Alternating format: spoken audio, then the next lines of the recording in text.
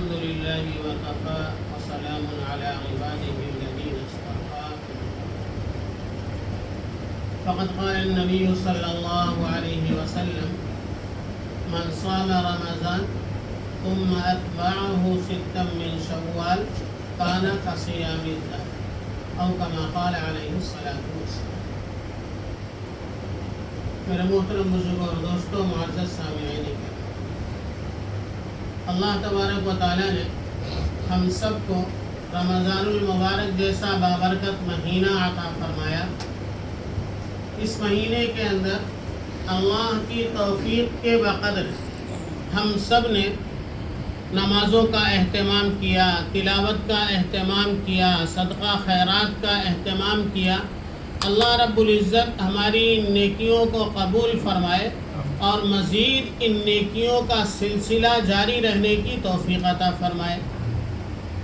اللہ کے حبیب صلی اللہ علیہ وسلم نے فرمایا: من صام رمضان ثم اتبعہ ستا من شوال، کہ جس نے رمضان المبارک کا روزہ رکھا اور رمضان کے گزر جانے کے بعد شوال کے مہینے میں 6 روزے رکھے.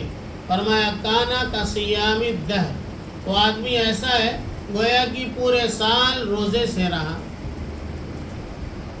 محدثین نے لکھا ہے کہ 6 روزہ رکھنے کے بعد پورے سال کا روزہ اس لیے ہو جاتا ہے کہ اللہ کے یہاں ضابطہ اور قانون یہ ہے اس امت محمدیہ کے لیے: من جاء بالحسنۃ فلہ 10 امثالھا، کہ جو آدمی ایک نیکی کرتا ہے اس کو 10 نیکیوں کے بقدر اجر ملتا ہے. لہٰذا ہم نے 1 مہینے کا روزہ رکھ کر 10 مہینے کے روزے کی نیکیاں حاصل کی، اور اب مزید 6 دن روزہ رکھنا گویا کہ 60 دن کا روزہ ہے، اور 60 دن یعنی 2 مہینے، تو گویا کہ پورے 12 مہینے انسان روزے سے رہا. تو پورے سال روزہ رکھنے کی فضیلت اس شخص کو حاصل ہو جائے گی جو رمضان کا روزہ رکھنے کے بعد شوال کے اس مہینے میں 6 روزہ رکھے گا. اس سلسلے میں علماء نے یہ صراحت کی ہے کہ شوال کے یہ روزے لگاتار ایک ساتھ میں پورے 6 روزے رکھنا ضروری نہیں. عام طور سے لوگوں کے ذہن میں یہ بات رہتی ہے کہ عید کا دن گزر گیا تو دوسرے دن سے 6 روزے لگاتار رکھے جائیں. 6 روزے لگاتار رکھے جائیں، اچھی بات ہے، بہتر ہے، لیکن یہ ضروری نہیں کہ پورے 6 روزے اسی وقت رکھے جائیں، بلکہ پورے مہینے میں ایک ساتھ یا الگ الگ کر کے بھی 6 روزے رکھے جا سکتے ہیں.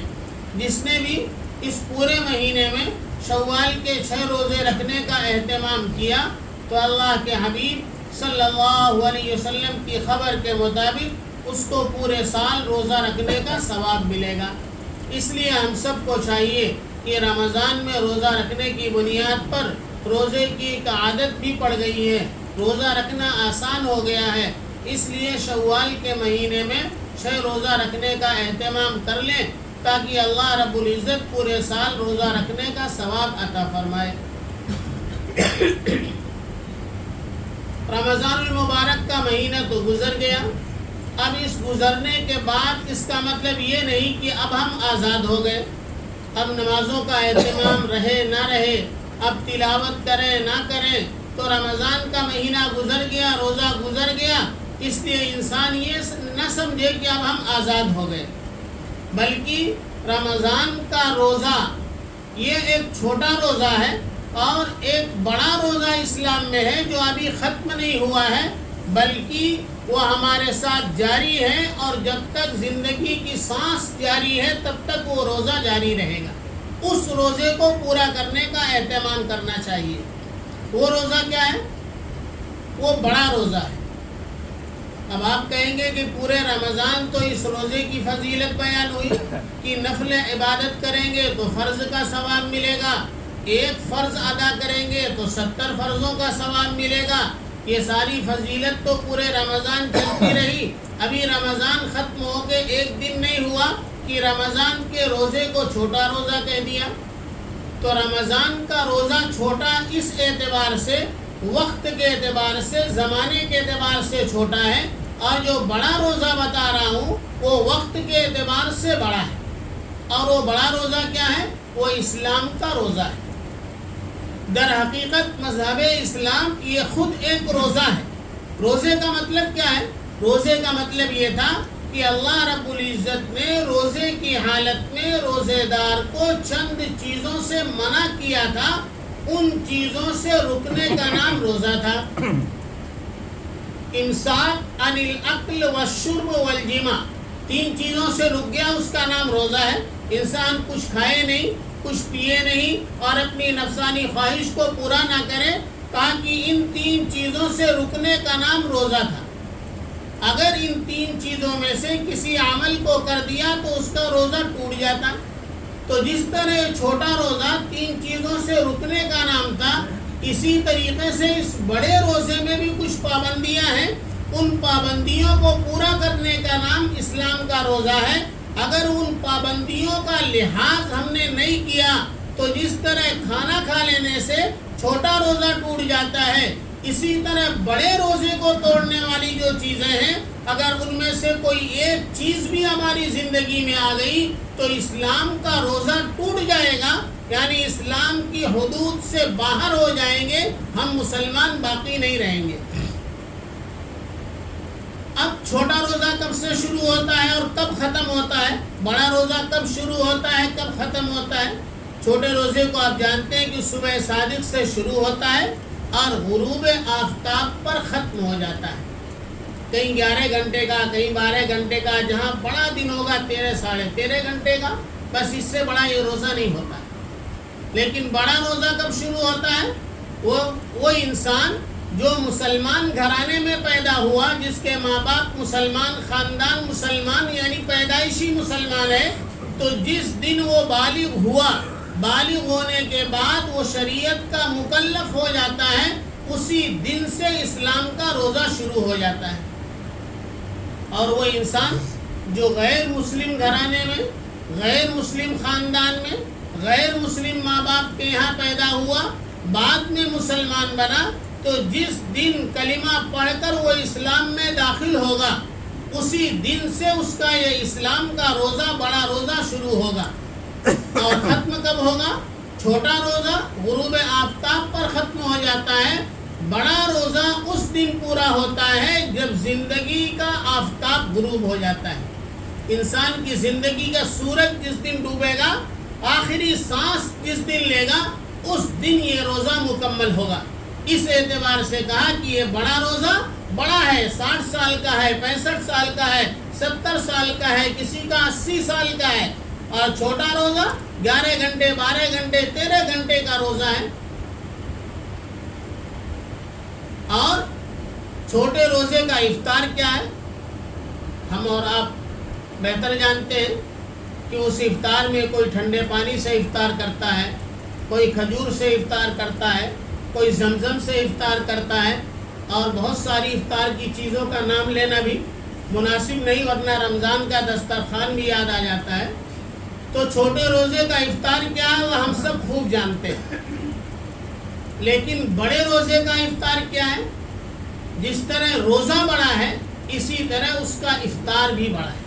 اسی لیے اللہ کے حبیب صلی اللہ علیہ وسلم نے فرمایا وَلِلصَّائِمِ فَرْحَتَانِ فَرْحَةٌ عِنْدَ فِطْرِهِ وَفَرْحَةٌ عِنْدَ لِقَاءِ رَبِّهِ.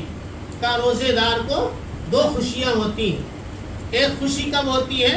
جب چھوٹا روزہ پورا ہوتا ہے، کہ غروب آفتاب کے وقت جب وہ بھوک پیاس سے پریشان، جب اپنے سامنے ٹھنڈا پانی پاتا ہے، مختلف قسم کی چیزیں کھانے کے لیے پاتا ہے، تو اس کا دل خوش ہو جاتا ہے، اس کی طبیعت خوش ہو جاتی ہے.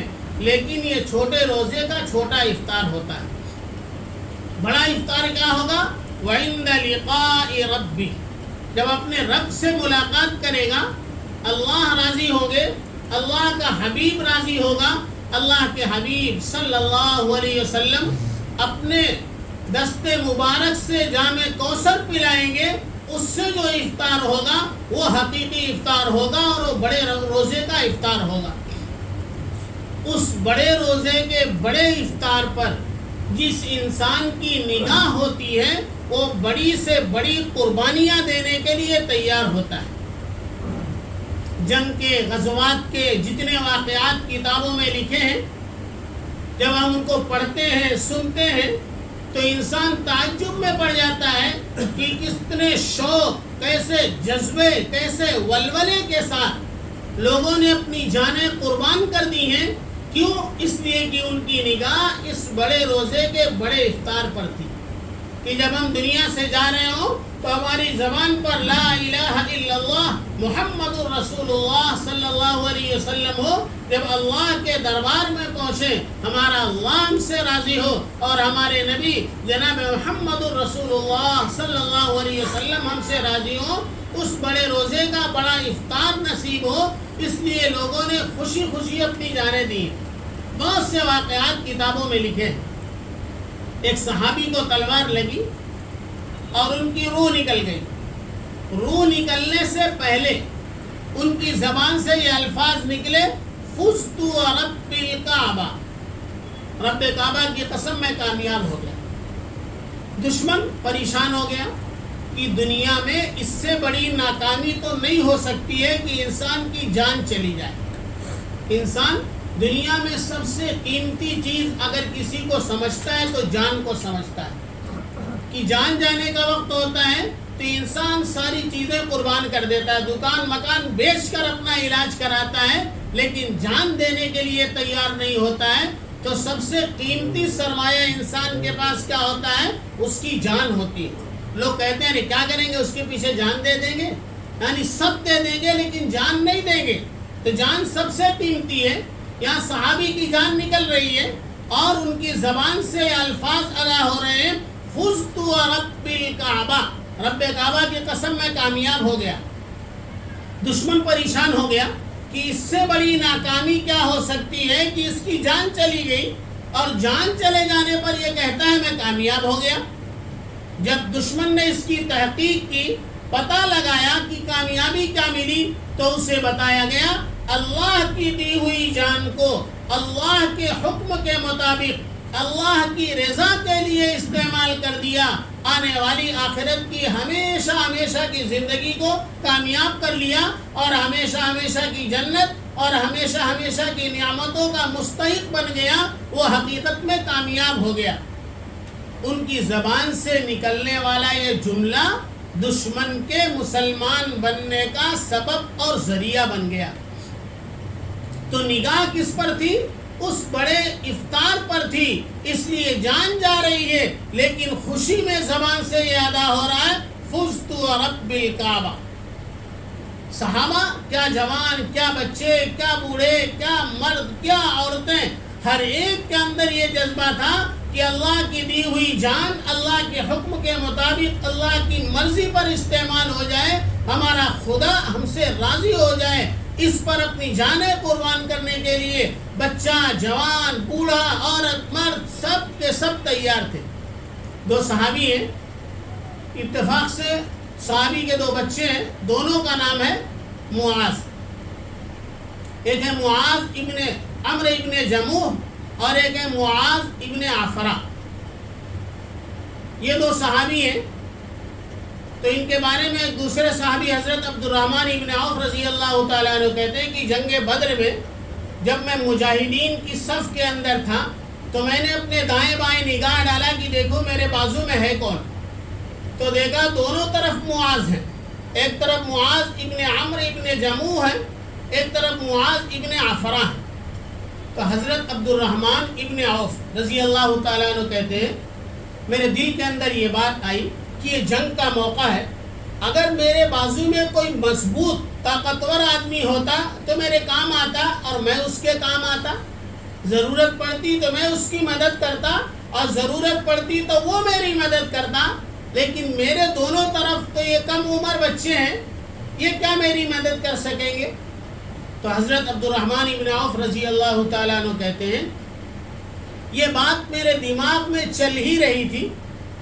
اتنے میں ان دونوں میں سے ایک نے سوال کیا حضرت عبد الرحمن ابن عوف رضی اللہ تعالیٰ عنہ سے کہ چچا آپ ابو جہل کو جانتے ہیں؟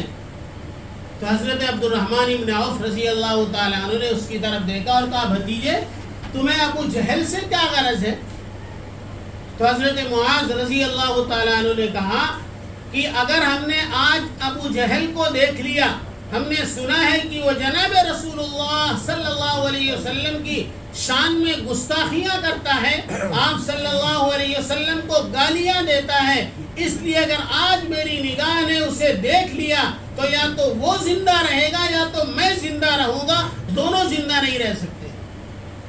حضرت عبد الرحمن ابن عوف رضی اللہ تعالیٰ عنہ ایک طرف اس بچے کی عمر کو دیکھ رہے ہیں، اس کے قدر کو دیکھ رہے ہیں، اس کی طاقت اور قوت کو دیکھ رہے ہیں، اور دوسری طرف اس کی زبان سے نکلے ہوئے الفاظ کے بارے میں غور و فکر کر رہے ہیں، سوچ رہے ہیں۔ اتنے میں دوسرے معاذ نے بھی یہی سوال کیا اور پوچھنے پر یہی جواب دیا۔ حضرت عبد الرحمن ابن عوف رضی اللہ تعالیٰ عنہ کہتے ہیں اتنے میں میری نگاہ ابو جہل پر پڑی کہ وہ اپنے جنگی لوگوں کی صفیں درست کر رہا تھا اور گھوڑے پر سوار تھا، گھوڑے پر سوار ہو کر صفیں درست کر رہا تھا، کس طرح کھڑے ہونا ہے اور کس طرح دشمن کا مقابلہ کرنا ہے۔ حضرت عبد الرحمن ابن عوف رضی اللہ تعالیٰ عنہ نے جیسے ہی ابو جہل کو دیکھا تو ان دونوں معاذ سے کہا کہ دیکھو تمہارا مطلوب یہ ہے، جس کے بارے میں تم پوچھ رہے تھے وہ ابو جہل یہ ہے۔ حضرت عبد الرحمن ابن عوف رضی اللہ تعالیٰ عنہ فرماتے ہیں کہ جیسے ہی انہوں نے ابو جہل کا نام سنا، وہ دونوں بچے اتنی تیزی کے ساتھ ابو جہل کی طرف بڑھے، لیکن ابو جہل چونکہ گھوڑے پر سوار تھا اور یہ بچے تھے، چھوٹے قد کے تھے، یہ ڈائریکٹ اس کے اوپر تو حملہ نہیں کر سکتے تھے، اس لیے ایک نے گھوڑے کی ٹانگ پر حملہ کیا اور دوسرے نے ابو جہل کی ٹانگ پر حملہ کیا، جس کا نتیجہ یہ ہوا گھوڑا بھی گرا اور ابو جہل بھی گھوڑے سے لڑھک کر زمین پر آ گیا۔ اور جیسے وہ زمین پر آیا تو دونوں معاذ نے اسے چھوڑ دیا کہ اب یہ زمین پر رہے، تڑپ تڑپ کر مرے، آسانی کے ساتھ اس کی جان نہ نکل جائے، اسے تڑپتا چھوڑ دیا۔ لیکن ان کے بھائی حضرت معاوض رضی اللہ تعالیٰ عنہ نے دیکھا کہ ابھی اس کی جان باقی ہے، کہیں یہ باقی رہ گیا تو پھر خطرات ہمارے سامنے رہیں گے، اس لیے اس کو بالکل نمٹا دینا ضروری ہے۔ پھر انہوں نے جو ہے اس کو اور ٹھنڈا کیا، لیکن ابھی بھی وہ مرا نہیں۔ پھر تیسرے صحابی ہیں حضرت عبداللہ ابن مسعود رضی اللہ تعالیٰ عنہ، انہوں نے جا کر اس کو نمٹا دیا، اس کی گردن اس کے جسم سے الگ کر دی کہ نہ رہے بانس نہ بجے بانسری، اس کا جو ہے خاتمہ ہی کر دے۔ تو عبداللہ ابن مسعود رضی اللہ تعالیٰ عنہ نے ابو جہل کا خاتمہ کر دیا۔ حضرت معاذ رضی اللہ تعالیٰ عنہ کہتے ہیں کہ جب میں نے ابو جہل کی ٹانگ پر حملہ کیا تو اس کا بیٹا اکرمہ اس کے ساتھ گھوڑے پر تھا، اس نے تیزی کے ساتھ میرے موڈھے پر حملہ کیا، جس کی بنیاد پر میرا ایک ہاتھ کٹ گیا اور کھال سے لٹکا ہوا رہ گیا۔ میں نے اس کٹے ہوئے اور لٹکے ہوئے ہاتھ کو اپنے کمر کے پیچھے ڈال لیا اور دوسرے ہاتھ سے جنگ کرتا رہا۔ کہتے ہیں کہ جب وہ لٹکے لٹکے بہت زیادہ تکلیف دینے لگا تو میں نے اس ہاتھ کو اپنے پیر کے نیچے دبایا اور زور سے کھینچا، جس جو ہے کھال کے سے وہ لٹکا ہوا تھا وہ کھال ٹوٹ گئی اور یہ ہاتھ جسم سے الگ ہو گیا، ہاتھ اٹھا کر پھینک دیا۔ یہ ہیں چھوٹے چھوٹے صحابہ، حضرت معاذ ابن عمرو ابن جموح اور حضرت معاذ ابن عفراء کہ یہ اس بچپن میں ان کے اندر یہ شوق، یہ جذبہ ہے کہ اللہ کی دی ہوئی جان مال اور صلاحیت یہ کس طریقے سے اللہ کے دین پر، اللہ کے حکم پر لگ جائے، اور جب ہم دنیا سے جائیں تو ہمارا خالق اور مالک ہم سے راضی ہو، ہمارے نبی جناب محمد الرسول اللہ صلی اللہ علیہ وسلم ہم سے خوش ہو۔ اسی طرح جنگ احد کے موقع پر اللہ کے حبیب صلی اللہ علیہ وسلم جنگ میں جانے سے پہلے مجاہدین کی صفیں لگاتے تھے، اور جو جنگ میں جانے کے لائق نہیں ہوتے تھے انہیں واپس کر دیتے تھے۔ کوئی بہت زیادہ ضعیف بوڑھا ہے، کوئی بیمار ہے تو بوڑھا شخص، بیمار آدمی، ایسے لوگ کو گھر واپس کر دیتے تھے کہ ابھی تم بیمار ہو، جب اچھے ہو جاؤ گے تب شریک ہونا۔ اسی طرح جو کم عمر بچے ہوتے تھے ان بچوں کو واپس کر دیتے تھے۔ تو بہت سارے بچوں کو اللہ کے حبیب صلی اللہ علیہ وسلم نے واپس کیا. 13-14 سال کے لڑکے تھے کہ ابھی تم جہاد میں جانے کے لائق نہیں ہو, ابھی کم عمر ہو, بڑے ہو گے تب شرکت کرنا. تو جو بچے واپس کیے گئے ان میں صحابی ہیں حضرت رافع ابن خدیج رضی اللہ تعالیٰ عنہ. انہوں نے اپنے والد حضرت خدیج سے کہا کہ آپ اللہ کے رسول سے سفارش کیجئے کہ میں صحت مند تندرست ہوں, اور آپ جانتے ہیں میں بہت اچھے طریقے سے دشمن پر تیر چلا لیتا ہوں, آپ میری خوبی بتائیے اللہ کے رسول سے, تو اللہ کے رسول صلی اللہ علیہ وسلم اجازت دیں گے. تو حضرت رافع کے بارے میں ان کے والد حضرت خدیج رضی اللہ تعالیٰ عنہ نے اللہ کے رسول صلی اللہ علیہ وسلم سے سفارش کی کہ میرا بیٹا طاقتور ہے, ہمتی ہے, بہت اچھا تیر چلانا جانتا ہے. جب اللہ کے حبیب صلی اللہ علیہ وسلم نے حضرت رافع کی طرف دیکھا تو وہ ایڑیاں اٹھا کر پنجوں کے بل کھڑے ہو گئے تاکہ دکھنے میں بھی ذرا اور بڑا نظر آؤں. تو اللہ کے حبیب صلی اللہ علیہ وسلم مسکرائے اور اللہ کے حبیب صلی اللہ علیہ وسلم نے اجازت دے دی. جب حضرت رافع کو اجازت مل گئی تو ان کے دوست حضرت سمرہ ابن جندب رضی اللہ تعالیٰ عنہ, انہوں نے اپنے باپ, ان کے باپ تو سوتیلے تھے, حقیقی نہیں تھے, مرہ ابن سنان, انہوں نے اپنے سوتیلے باپ مرہ ابن سنان سے کہا کہ دیکھو رافع کے لیے ان کے باپ خدیج نے سفارش کی اور ان کو اجازت مل گئی, آپ بھی میرے بارے میں سفارش کریں تاکہ مجھ کو بھی اجازت مل جائے, اور اللہ کے رسول سے آپ کہیں اگر رافع سے میرا مقابلہ ہو جائے تو میں جیت جاؤں گا, وہ ہار جائے گا, میں پچھاڑ دوں گا, اس سے زیادہ طاقتور ہوں, اس کو اجازت ملی ہے تو مجھے بھی اجازت ملنی چاہیے. تو ان کے والد مرہ ابن سنان رضی اللہ تعالیٰ عنہ نے اللہ کے رسول صلی اللہ علیہ وسلم سے سفارش کی, اور سفارش کرتے ہوئے ان کی پیش کرتی ہوئی دلیل کو پیش کیا کہ میرا بیٹا یہ کہتا ہے کہ آپ نے رافع کو اجازت دی ہے, اگر رافع کا اور میرا مقابلہ ہو جائے تو میں جیت جاؤں گا, وہ ہار جائے گا, میں اسے پچھاڑ دوں گا. تو اللہ کے حبیب صلی اللہ علیہ وسلم نے مسکراتے ہوئے دونوں کا مقابلہ کرایا. تو حضرت سمرہ ابن جندب نے حضرت رافع ابن خدیج رضی اللہ تعالیٰ عنہ کو پچھاڑ دیا, یہ جیت گئے. بعض علماء نے اس میں لکھا ہے کہ حضرت سمرہ ابن جندب رضی اللہ تعالیٰ عنہ نے حضرت رافع ابن خدیج کے کان میں کہا کہ دیکھو تمہیں تو اجازت مل ہی گئی ہے, اب تمہاری اجازت تو منسوخ نہیں ہوگی, کینسل نہیں ہوگی, رہا میری اجازت کا مسئلہ ہے, تم ہار جاؤ میں جیت جاؤں, تمہارا بھی بھلا ہو جائے میرا بھی بھلا ہو جائے اور مجھے بھی اجازت مل جائے. چنانچہ اس مشورے سے حضرت سمرہ ابن جندب جیت گئے اور رافع ابن خدیج ہار گئے. ان کو پہلے اجازت ملی تھی, حضرت سمرہ ابن جندب کو بھی اجازت مل گئی. پھر اور لڑکوں نے اپنے گھر والوں کو لگا کر سفارش کرایا, اور بھی کچھ لوگوں کو سفارش مل گئی اور اجازت ملی. آپ اندازہ لگائیں کہ یہ بچے کس لیے سفارش کروا رہے تھے.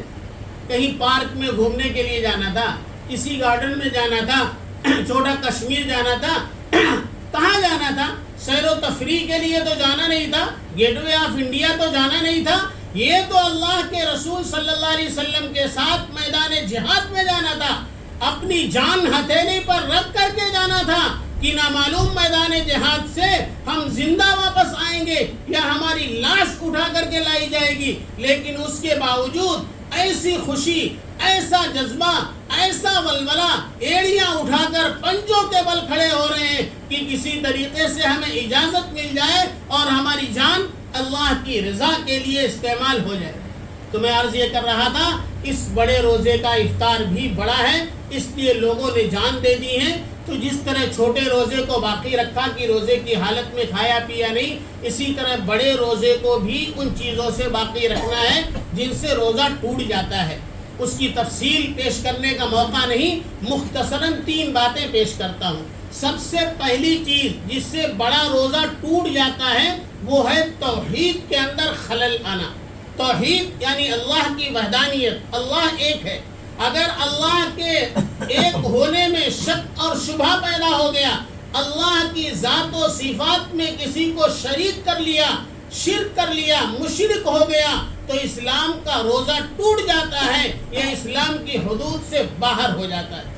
اللہ تعالیٰ نے فرمایا ان اللہ لا یغفر ان یشرک بہ ویغفر ما دون ذلک لمن یشاء. اللہ مشرک کو معاف نہیں کرے گا, اس کے علاوہ جس کو چاہیں گے معاف کر دیں گے. ان الشرک لظلم عظیم, اس لیے کہ شرک بہت بڑا گناہ ہے. حضرت لقمان ابن حکیم نے اپنے بیٹے سے کہا یا بنیا لا تشرک باللہ ان الشرک لظلم عظیم، اے بیٹے کبھی بھی شرک مت کرنا، کیوں؟ ان الشرک لظلم عظیم، شرک تو بہت بڑا گناہ ہے جسے اللہ معاف نہیں کرتے۔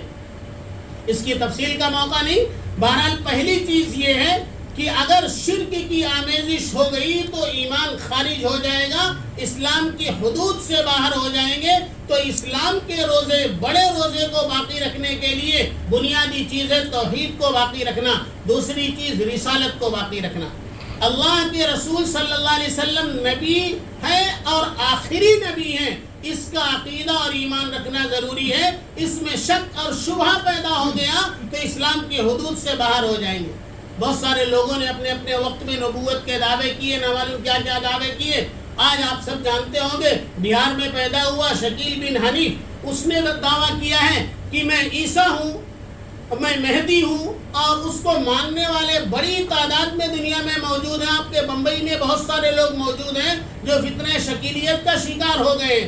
یہ رسالت پر زد ہے۔ اللہ کے رسول صلی اللہ علیہ وسلم آخری نبی ہیں۔ حضرت عیسیٰ علیہ السلام جب دنیا میں تشریف لائیں گے بحیثیت نبی دنیا میں نہیں آئیں گے، بلکہ جناب رسول اللہ صلی اللہ علیہ وسلم کے امتی کی حیثیت سے آئیں گے۔ اب عیسیٰ مسیح بن کر کے لوگوں سے جو ہے وہ اپنے ہاتھ پر قسمیں لے رہا ہے، اس طریقے سے لوگ اس کے زمرے میں، اس کی جماعت میں شامل ہوتے جا رہے ہیں، یہ اسلام کی حدود سے نکل جا رہے ہیں، ان کا ایمان اور اسلام سے کوئی واسطہ نہیں۔ اس لیے دوسری چیز رسالت کے عقیدے کو باقی رکھنا۔ تیسری چیز ہے آخرت کا یقین، کہ مرنے کے بعد خاتمہ نہیں ہے، بلکہ مرنے کے بعد اصل زندگی کی شروعات ہے، حساب و کتاب ہے، جنت و جہنم ہے، اپنے اچھے برے اعمال کا بدلہ آخرت میں ملنا ہے۔ اس پر یقین رکھنا ضروری ہے۔ اگر یقین ڈگمگ ہو گیا تو اسلام سے خارج ہو جائے گا۔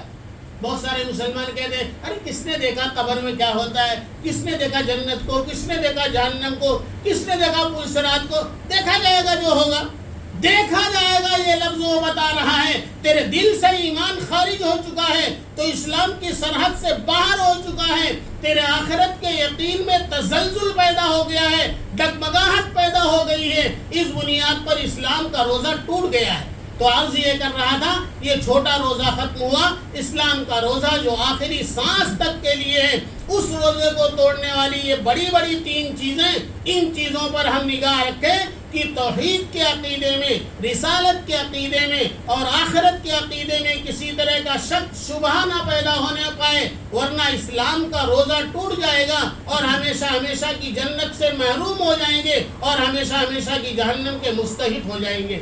اللہ پاک ہم سب کو عمل کی توفیق عطا فرمائے۔